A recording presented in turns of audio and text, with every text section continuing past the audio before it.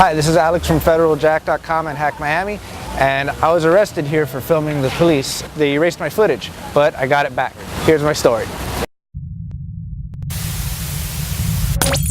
So we came out here when we had read that there was going to be martial law declared on Miami Beach for the Memorial Day weekend.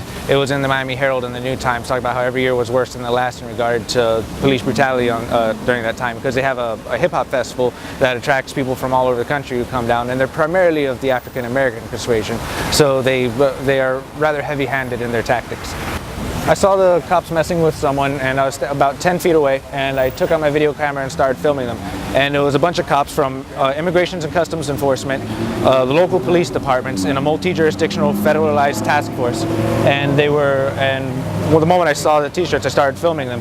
And they told me to turn off my camera, which I didn't. Yo, my man, you're pissing me off with that fucking camera. Go ahead and turn it off.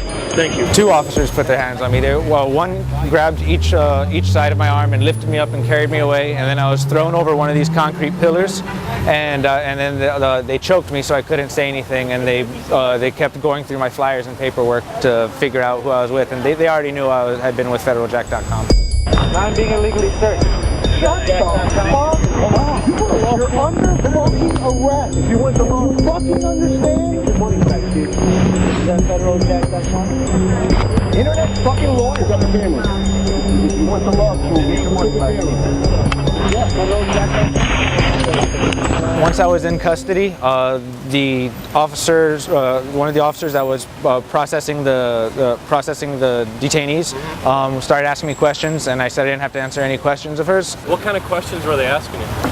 They were asking me who I was with, but there was a bunch of people from FederalJack.com that I was out here with, started coagulating outside the area, and I was able to communicate with them because there was a fence. And they asked me, who were they, who were we with, why were we filming? I just said I didn't have to talk to them, and she erased she called an assistant over to help her erase the footage, and then put the camera back in my bag as if she had won. Did she say anything to you? Oh, she's like, yeah, you got to tell me you got to tell me who they are, because I'm the police. She actually said that.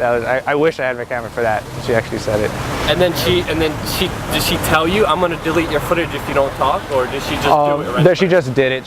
She tried to do it herself, and then called over, someone who's good at computers, who works with the police, to help her erase my camera.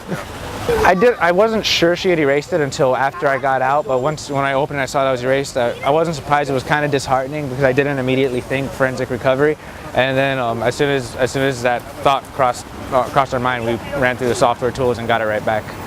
So even though the cops deleted my footage, I was able to get it back, and I could show you guys how to do it. So if it happens to you, you could get your footage back later on.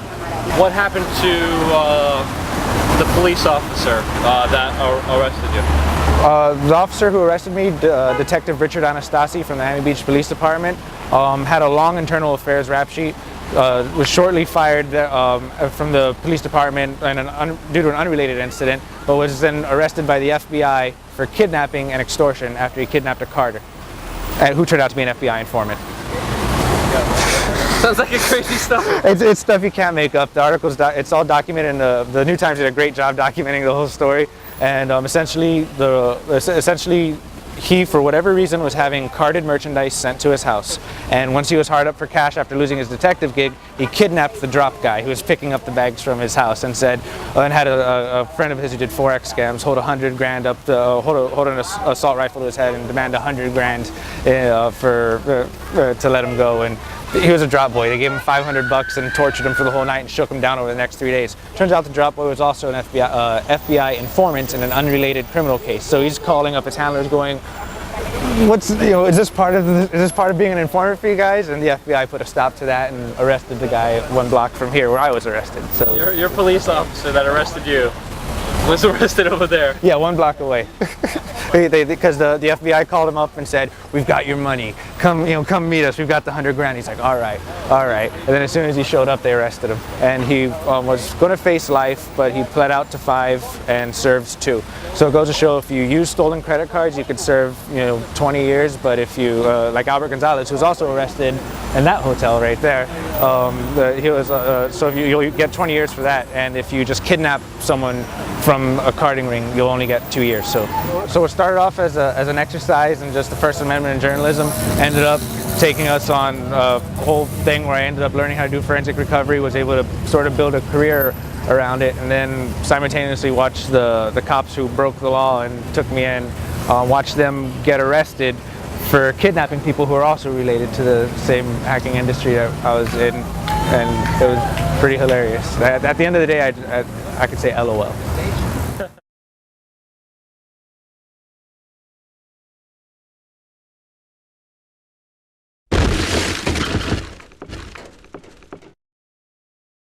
He saw that the footage had been erased off the SD card. A friend reminded me that it was formatted in a FAT32 partition and was no different than any other hard drive. So I was able to just download the test disk software and the FederalJack software, which are free open source tools that do forensic recovery, and ran it right on the card. And it's a real step-by-step forensic recovery by numbers type of software suite, and it's available to anyone.